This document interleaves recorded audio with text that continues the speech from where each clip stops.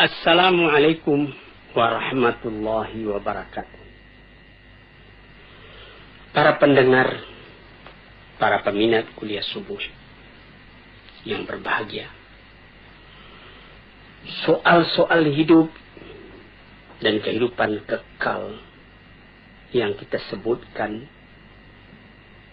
sekali 2 minggu di dalam pengajian tasawuf ini belum habis. Dalam keterangan yang telah lalu kita melihat bahwasanya kepada kita telah diberitahukan bahwa hidup yang di belakang ini itulah hidup yang sebenarnya. Segala kesungguhan kita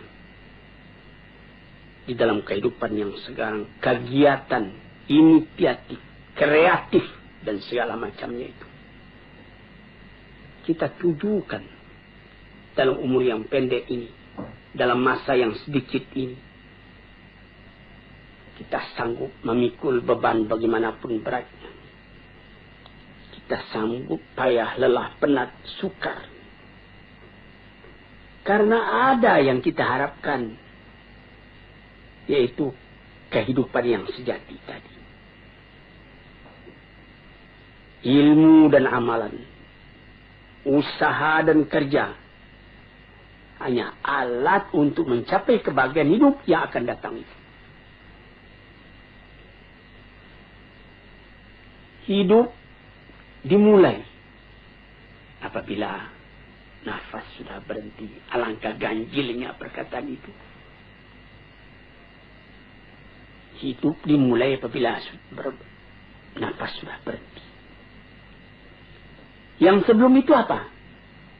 Hidup itu hanya khayal.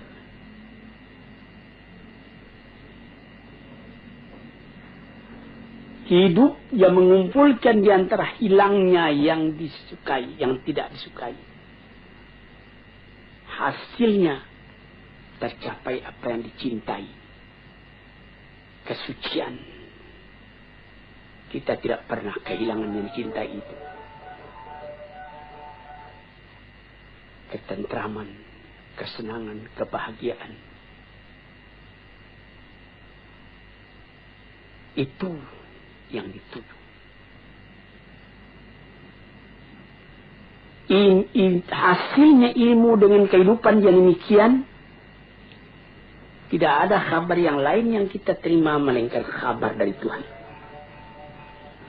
Yang disampaikan dari tangan pertama dari orang yang paling sempurna akhlaknya, paling luas ilmunya, paling benar katanya, yaitu Nabi Sallallahu Alaihi Wasallam dan nabi-nabi yang dahulu dari dia. Sejak dari Nabi Adam, Idris, Nuh, Ibrahim, Ismail, Ishak, Yakub, sampai kepada Yusuf, sampai kepada Musa, sampai kepada Isa, sampai kepada Daud dan Sulaiman dan lain-lain. Nadanya sama. Mengatakan hidup yang sekarang ini baru khayal, hidup yang sejati nanti.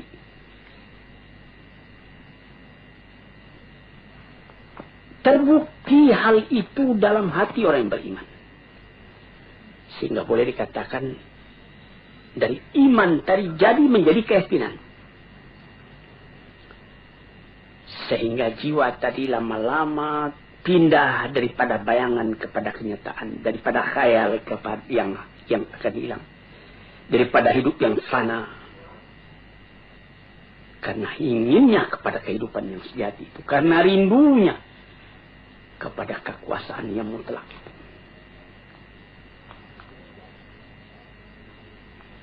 Kerinduan itulah yang menimbulkan nilai kepada hidup yang sekarang. Karena pada hidup yang sekarang ditentukan kebanggaan hidup yang akan datang itu.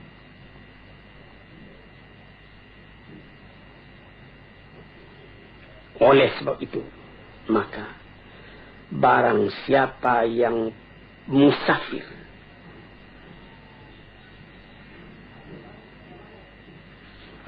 menuju kepada kehidupan yang bahagia itu, dia tidak merasakan lagi bagaimana pahitnya jalan yang ditempuh.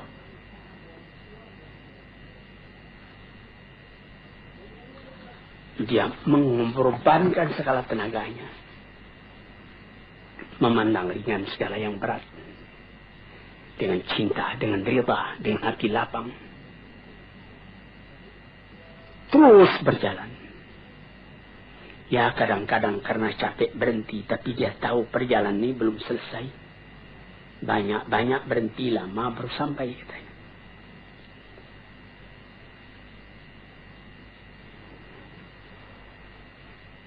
Tuan-tuannya saudara yang terhormat, orang yang tidak melihat ini, tidak sampai kepercayaannya kepada ini, adalah orang yang tidak mempunyai ketenangan di dalam kehidupan. Dia lekas putus asa. Ada orang-orang filsafat yang mengatakan, hidup ini, katanya, ialah meminta kepuasan. Ini ada yang disebutkan di dalam falsafah modern, eksistensialisme. Mengakui adanya wujud. Sesudah wujud, tidak ada lagi. Itu kesempatan ketika wujud, ketika ada itu lepaskan.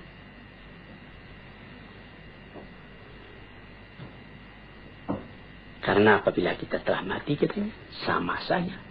Seorang filosof yang tinggi, seorang ulama yang besar, seorang perampok, seorang pergayul, seorang yang tidak apa-apa, apabila telah kembali ke tanah, jadi tanah. Dimakan ulat. Dia ambil alasan ketika Iskandar Makedoni berjalan-jalan ke satu kuburan. Di sana bertemu dia dengan filosof Diogenes. Lalu dia menanyakan, di situ ada kuburan. Raja Iskandar Makedoni menanyakan, Tuan, mengapa Tuan di sini? Dia bilang, saya sedang menggali-gali kubur.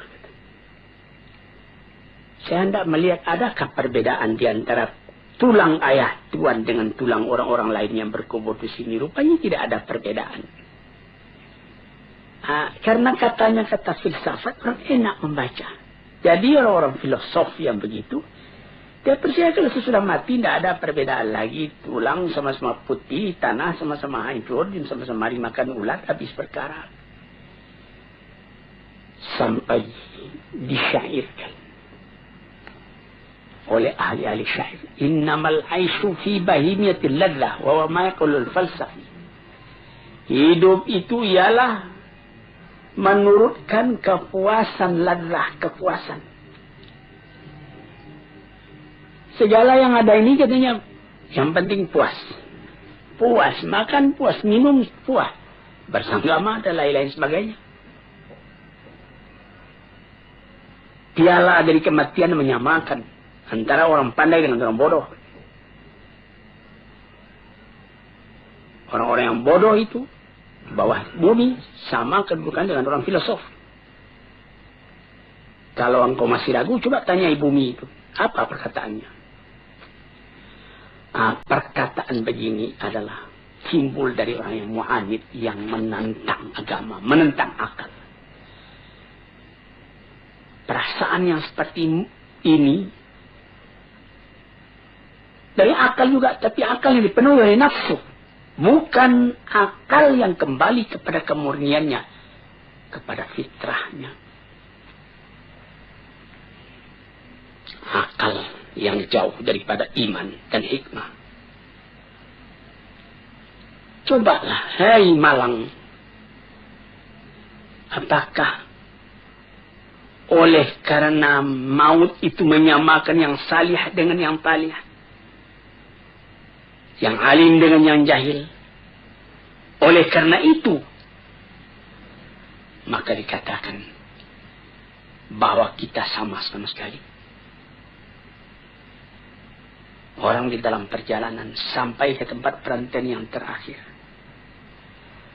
Di mana kesenangan orang itu? Apakah duduk di atas singgasana mahligai dengan keistirahatan? atau duduk dalam kecelakaan, kesengsaraan. Apakah memang berhenti saja segala sesuatu apabila maut telah datang?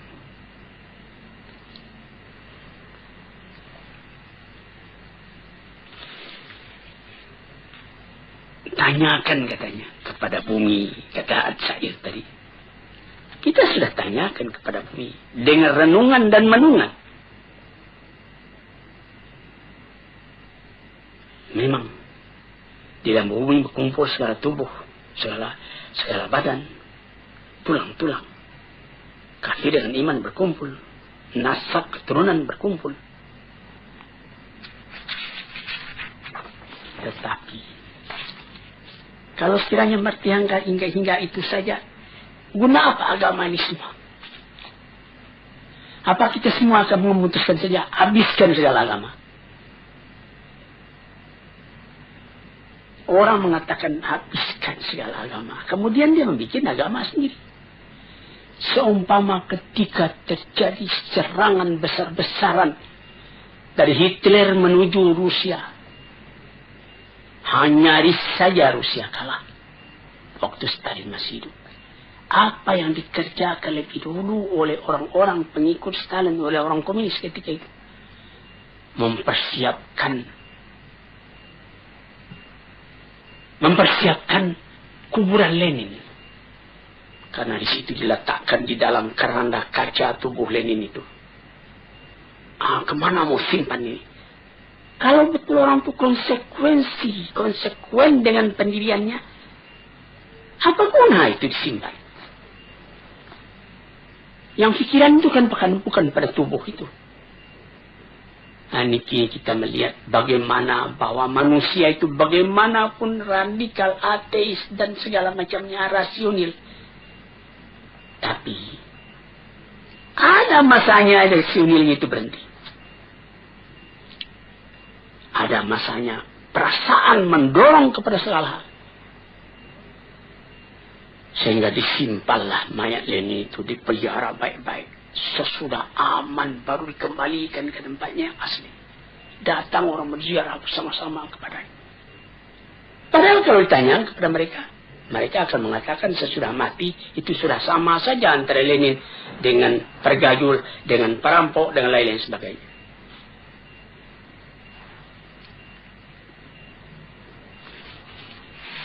Jadi kalau kita hendak menanyakan bagaimana sebenarnya manusia sesudah matinya, kita kemana bertanya? Orang yang beragama sudah jelas menjawab kepada Tuhan, kepada Rasul-Rasul, kepada Musa, kepada Isa, kepada Yusuf, kepada Daud, kepada Sulaiman, kepada Muhammad, kepada Nuh, kepada Ibrahim. Akan sepakatkah semuanya itu nabi-nabi itu menegakkan bohong dalam alam ini? Kita tanyakan juga kepada orang-orang yang mengalami rasa kejiwaan yang mendalam, menjadi khalifatullah di muka bumi. Dan tanyakan juga kepada Quran.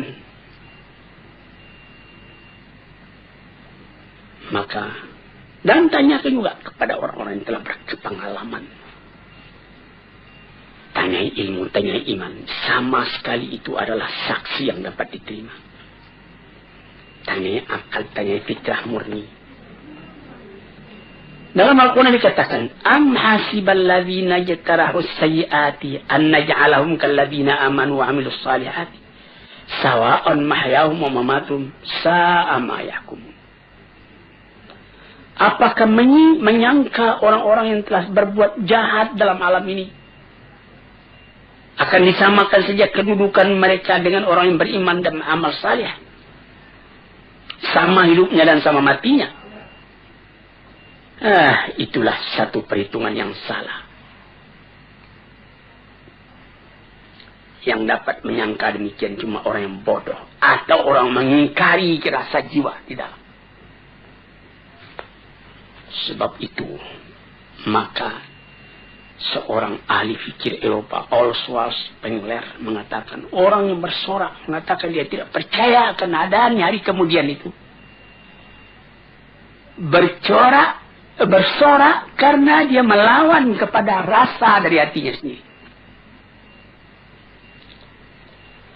Maka memandang kepada soal itu terbagi dua. Ada orang yang memandang kepada ilal asya, kepada sesuatu. Dan ada orang yang memandang pada sesuatu, antara kepada dengan pada lain. Ada orang yang memandang kepada sesuatu, ada orang yang memandang pada sesuatu.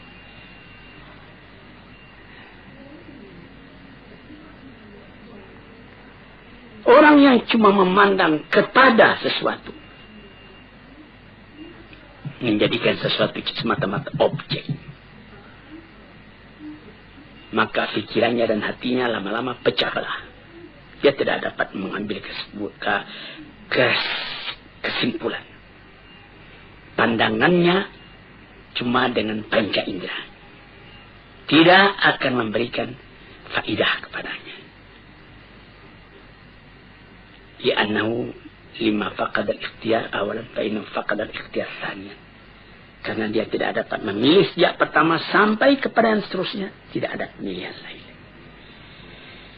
Tetapi orang yang memandang pada sesuatu, bukan kepada sesuatu. Pandangan yang tadi membawanya menyeberang kepada rupanya dan hakikatnya dan maksudnya. Ini apa? Dari mana ke mana? Kalau dia memandang sesuatu di hadapannya itu, menjalar pikirannya tadi kepada yang lain, sebab dan akibat yang timbul dari itu. Sampai dia mengaji juga apa arti wujud dari ini, apa hikmatnya, dan apa ilmu yang sempurna dalam ini. Tambah lama derajat pandangannya pada sesuatu itu, dapat membawanya membedakan mana yang sahih, mana yang benar, mana yang salah, mana yang kekal, mana yang fana. Dia memandang kepada kulitnya dan intinya. Misalnya, kita ambil permisalan. Orang yang memandang kepada sesuatu dengan pada sesuatu. Kalau dia memandang kepada sesuatu, terbujur mayat di hadapan matanya. Dia lihat ini tubuh akan dimasukkan ke dalam kubur. Sesudah dalam kubur dia akan cair, tidak ada apa-apa lagi. Filosof masuk ke dalam cair, hancur jadi tanah. Psikolog masuk ke dalam kubur, hancur jadi tanah. Dia memandang itu, tidak ada artinya. Tapi kalau dia pandang kepada sesuatu, ditukar dengan pada sesuatu, dia lihat, dia bawa kepada dirinya sendiri. Bercerai nyawa dengan badan. Apakah arti perpisahan itu? Apakah ini dikatakan oleh Suhrawardi, filosof dan ahli tasawuf yang besar? Dia mengatakan, badanku ini mengurung keadaan hakikatku yang sebenarnya. Aku terikat dalamnya.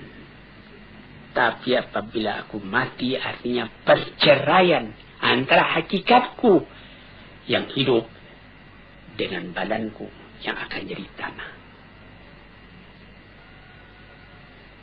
Aku tidak mengenal mati.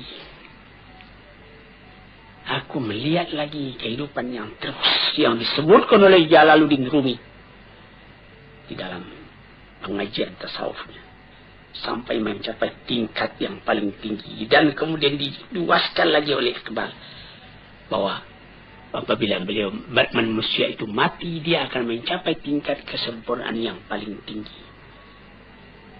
Sebagai penghambat keraguan kita, kebenaran hal itu, kita mesti berani mengatakan Muhammad, na'udzubillah, Muhammad bohong, Ibrahim bohong, Ishak bohong, Ismail bohong, Isa bohong, semua nabi-nabi yang mengatakan hal itu, kita bohongkan. Na'udzubillah.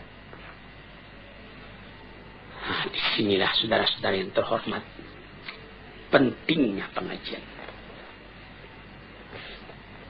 Kalau kita telah tahu bahwa dunia ini adalah jalan, jembatan untuk menuju penyeberangan yang luas, yang kekal. Tentu kita akan menyediakan bakalan untuk itu. Dia tidak akan kekal di sini. Dia akan meneruskan perjalanan kepada tempat yang lain, tempat yang kekal, tempat tinggal. Manusia dipanggil ke sana, dan mesti sampai ke sana dengan persiapan hidup yang sekarang ini, mengerjakan yang dimerintahkan Allah, menghentikan apa yang dilarang, yang disampaikan oleh nabi-nabi dengan isyarat, dengan bukti.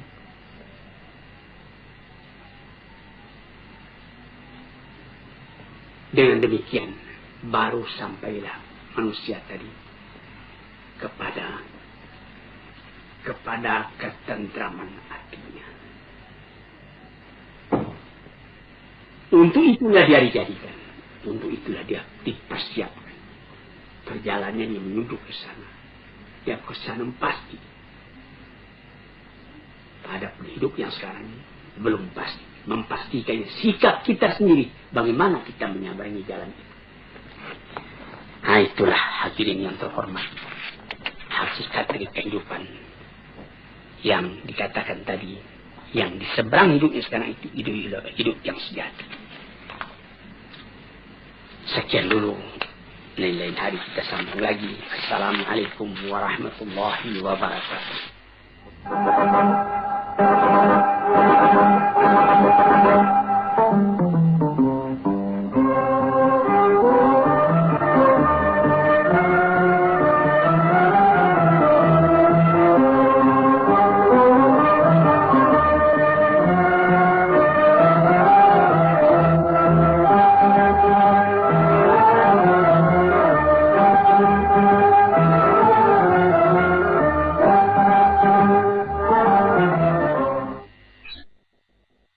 Assalamualaikum warahmatullahi wabarakatuh.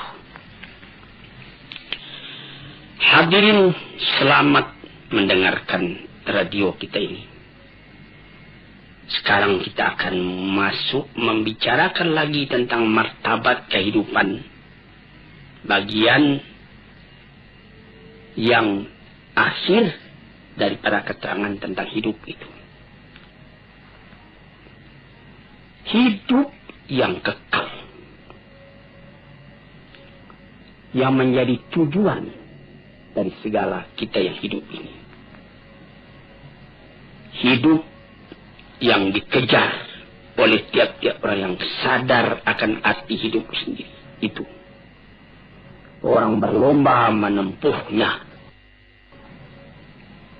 Itu ialah hidup sesudah mati.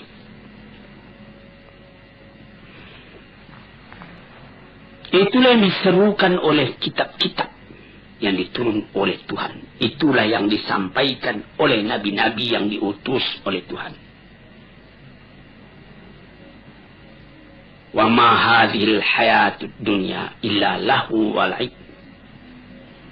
Kehidupan di dunia ini lain tidak cuma main-main, cuma sanda gurau. Wa inna daral akhirat lahiyal hayawan law kanu ya'lamun. Hidup di akhirat itulah hidup yang sejati kalau sekiranya kita fikirkan dan kita ketahui, direnungkan betul-betul. Hidup yang sekarang ini dibandingkan dengan kehidupan yang kemudian itu adalah seperti hidup sekarang ini seperti tidur saja. Sebagaimana telah kita katakan pada pengajian-pengajian kita yang telah dahulu. Hidup yang sejati, hidup yang akhir. Inna daral akhirat lahiyal hayawan. Hidup yang sejati, kalau kita pikirkan, itulah hidup akhirat. Dengan demikian kita dapat membuat supaya kehidupan yang sekarang ini menjadi kebun. Ad-dunya mazra'atul akhirah. Dunia ini adalah seperti perkebunan untuk mengambil hasilnya di akhirat. Mendorong kita supaya di dunia ini berbuat baik banyak-banyak. Jadi kehidupan dunia ini sudah menentukan kehidupan akhirat nanti. Kalau di sini yang baik yang kita kerjakan, lepas dari kehidupan ini kita menerima kebahagiaan, kesenangan.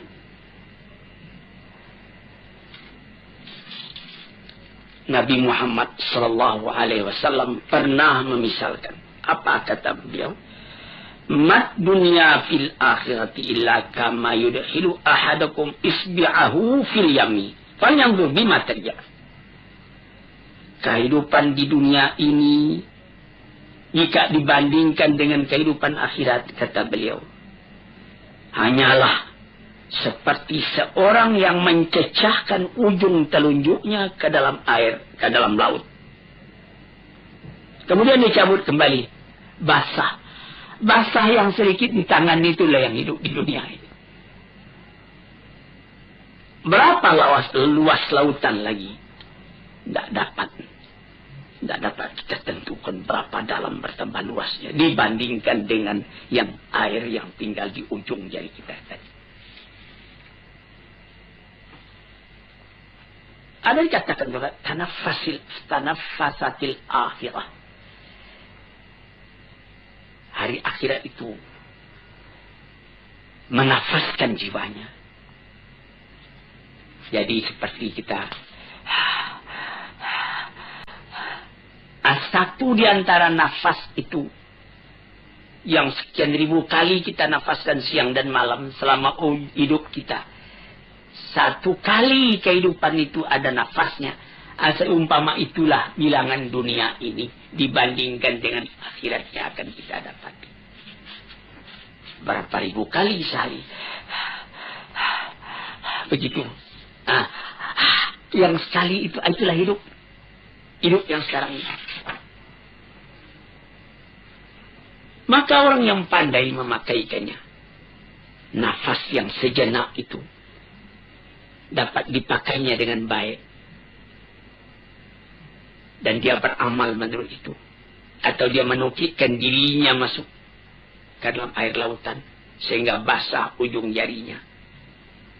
Itulah bagaimana cara membasahi, bagaimana cara bernafas. Begitulah apabila kehidupan orang yang beriman, orang yang beramal salih di dunia ini merasa lapang, merasa bahagia, merasa tentram. Apa jadinya kalau sekiranya dia telah lepas daripada penjara dunia ini? Bercerai nyawa dengan badan dia masuk ke alam barzakh. Apa perasaan pada waktu itu? Pada akhirnya kelihatan tubuh dimasukkan ke dalam bumi. Asal tanah pulang ke tanah, air pulang ke air. Tapi yang roh itu terlepas dari ikatannya. Seperti kata Suhrawardi, seorang sufi yang besar. Seperti burung di dalam sangkar, dia berkicau, dia ingin keluar. Kemudian sangkar terbuka, burung pun terbang. Sangkar kosong, burung bernyanyi di tempat yang luas. Demikianlah roh apabila keluar dari badan. Setelah mendapat kelapangan di alam barzakh, bagaimana lagi kehadapan di Darun Naim? Di negeri yang indah. Di tempat permakaman yang tidak akan hilang. Apatah dikatakan bahwa yang jadi inti kebahagiaan di dalam surga Jannatul Naim itu ialah melihat wajah Tuhan. Wujuhu yawma idzin nadhirah. Muka pada waktu itu berseri-seri. Ila rabbiha nadhirah. Karena pada hari itu kita dapat memandang Tuhan. Tidak ada kebahagiaan yang lebih tinggi daripada itu. Sehingga pernah ditanyakan orang kepada Rabi'atul Adawiyah, bagaimana pandangan Tuhan tentang neraka, tentang surga. Pandangan saya cuma satu, memandang wajah Allah. Dimanapun aku ditempatkan, aku dapat memandang wajah Allah. Itu 1000 kali lebih daripada surga. Sesudah melihat wajah Tuhan, kebahagiaan pagi, kebahagiaan sore, mendengar seruan panggilan dari Tuhan. Kemudian timbullah tanya, ma sababu takhallufin an nafsi antara bihadil hayat allati la khatara laha. Mengapa maka mereka itu, manusia itu kebanyakan sungkan, takut menghadapi kehidupan yang sejati itu? Mengapa mereka melengah daripadanya? Mengapa maka kehidupan yang ini saja yang diingini orang, kehidupan dunia ini? Mendaki menurun, kepayahan, bertambah tua, rambut pun jadi putih, gigi pun jadi gugur. Padahal dia cuma seperti khayal, seperti bayangan saja. Apakah karena salah menggambarkannya di dalam hati, atau karena perasaan sendiri telah tumpul, atau karena tidak percaya kepada kehidupan itu, atau karena akal kita sendiri tidak beres,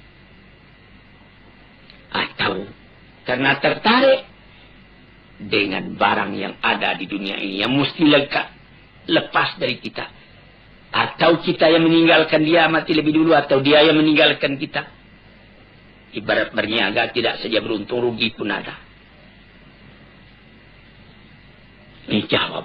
Apa jawabnya? Ya, sama sekali itu sebabnya.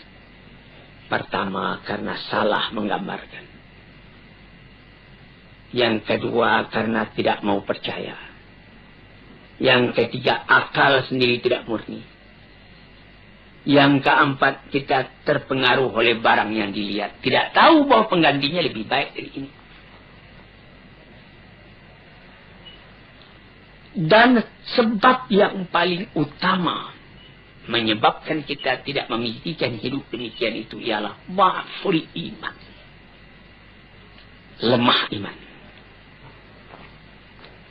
Iman ini yang mesti diperkuat. Karena iman itulah yang jadi roh dari segala amalan. Iman itulah yang membangkitkan semangat kita buat bekerja, mengerjakannya lebih baik. Iman itulah yang mencegah kita mengerjakan yang buruk. Dengan kekuatan imanlah baru terasa wibawa dari pengaruh perintah Allah dan larangannya. Sehingga kita karena iman tadi tidak merasa payah buat mengerjakan yang baik.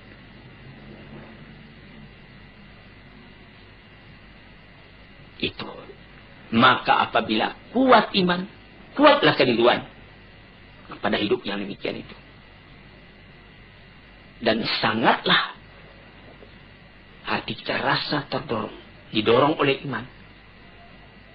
Buat beramal karena ingat akan hari itu. Hadirin para pendengar yang terhormat.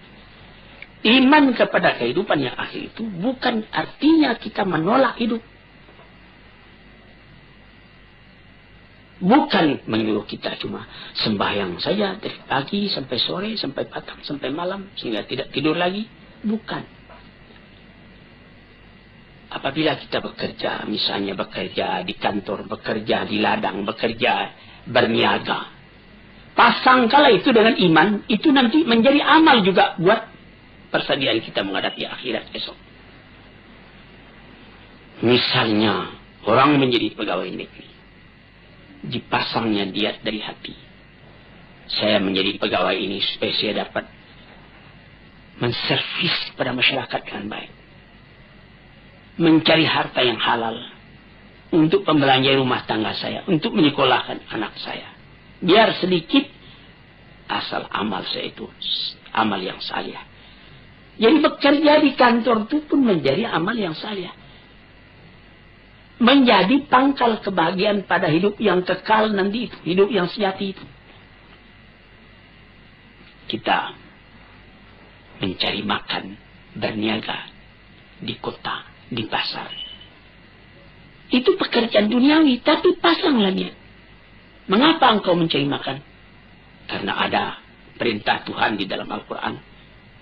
Kulu min thayyibati ma razaqnakum, makanlah oleh kamu segala yang baik rezeki yang kami berikan kepada kamu. Dengan kata kulu ada perintah, makanlah. Maka segala usaha mencari makan tadi, karena berdasar kepada ayat itu, kita pun berusaha mencari makan dengan niat yang begitu, sehingga dia menjadi amal kita yang kekal buat akhirat. Atau seperti menjadi saudagar. Apa kata Nabi? At-tajirus saduqu fi zumrati syuhada'i yaumal qiyamah. Orang saudagar yang jujur, tempatnya sama dengan tempat orang yang mati syahid di hari kiamat. Jujur. Ucapannya mudah betul. Tetapi dalam prakteknya, menegakkan kejujuran itu juga satu pengorbanan. Tetapi itu suatu alat untuk membahagiakan kita pada hari akhirat tadi. Atau yang lain-lain. Di dalam Al-Quran banyak perintah. Kulu min samarihi, makanlah buah-buahan itu. Jadi kita disuruh bertanam supaya dapat melaksanakan itu. Famshu fi manakibiha wa kulu min rizqih, berjalanlah di atas dataran bumi, injak bahu bumi itu, makanlah rezeki yang datang dari bumi. Jadi segala amalan kita bukanlah artinya saya tidak mau lagi mencari makan, saya mau salih saja. Tidak salih namanya itu. Itulah maksud perkataan Rasulullah, ad-dunya mazra'atul akhirah. Dunia itu adalah satu mazra'ah, satu kebun yang akan kita ambil hasilnya nanti di akhirat.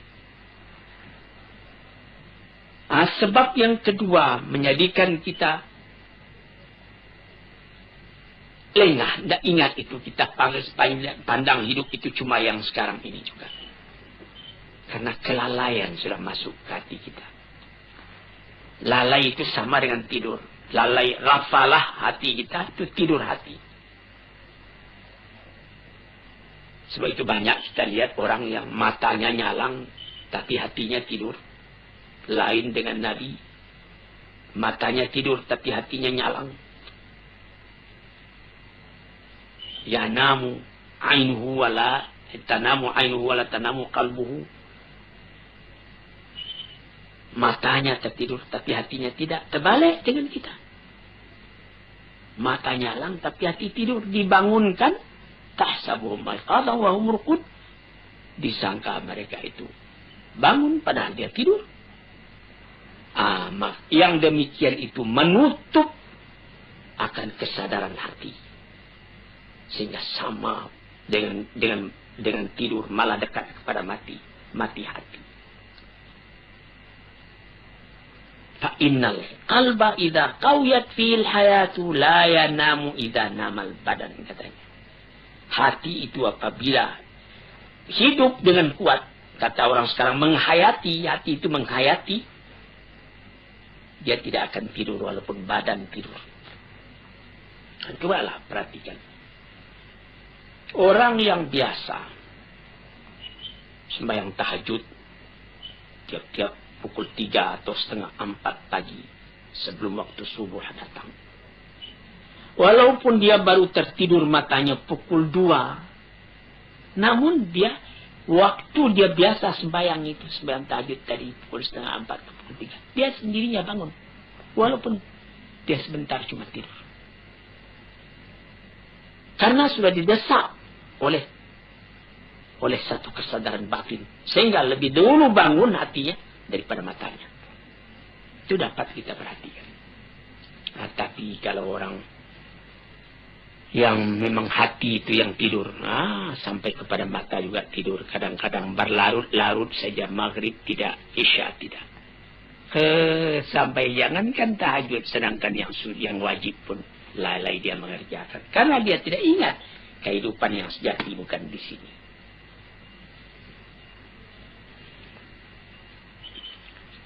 Oleh sebab itu maka hidup yang sempurna itu telah dituntunkan oleh Nabi kita Sallallahu Alaihi Wasallam. Bagaimana? Waliman ahyallahu qalbahu bi mahabbati wa itba'i risalati ala basirin min dalika bihasbi nasibihi minhuma. Yaitu orang yang dihidupkan Allah hatinya. Bagaimana Allah menghidupkan hati? Dengan perasaan cinta kepada Allah. Kalau cinta kepada Allah, in kuntum tuhibbunallah fattabi'uni, kata Rasul. Kalau engkau betul-betul cinta kepada Allah, ikutlah aku supaya cintamu itu bisa berhasil. Walau mengaku cinta kepada Allah, Rasul ditinggalkannya, dia bikin ibadat sendiri. Menurut khayalnya masing-masing. Tidak jadi. Rasul itu yang telah dipilih oleh Tuhan buat menjadi utusannya, menerangkan mana kehendak Tuhan.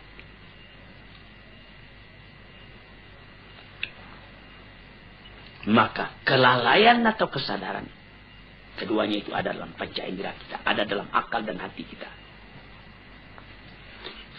Kesadaran hati atau kelalaian hati sama juga dengan kesadaran badan atau kelalaian badan.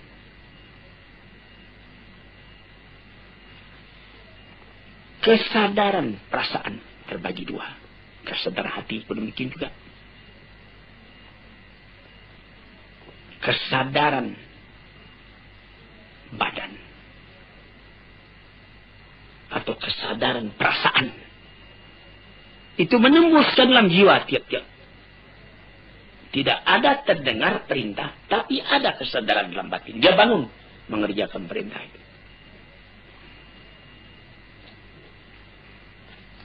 Sebab itu maka apa saja pekerjaan yang kita kerjakan, haruslah ada kesadaran. Orang dalam kata-kata sekarang ini, kata modern sekali, menghayati. Orang bisa ya bangun pagi, bayang, subuh, 2 rakaat, buka pintu, keluar, kamar mandi. Maka kamar mandi, buka pintu, sembahyang itu sudah rutin saja, tidak ada hayatannya lagi. Sehingga ada orang yang lupa, apakah saya sudah buka pintu tadi? Atau dia kunci pintu? Tadinya dia sudah kunci karena sudah biasa begitu saja. Lalu dia nanti setelah masuk ke tempat tidur, dia pula, saya sudah kunci pintu tadi. Padahal tadi sudah. Mengapa maka sekarang diulangnya lagi, tidak pergi mengunci? Karena dari tadi itu dia tidak sadar bahwa dia telah mengunci. Cuma kebiasaan badannya saja. Nah, celaka kalau beribadat juga seperti itu. Sampai orang lupa, saya sudah sembahyang tadi.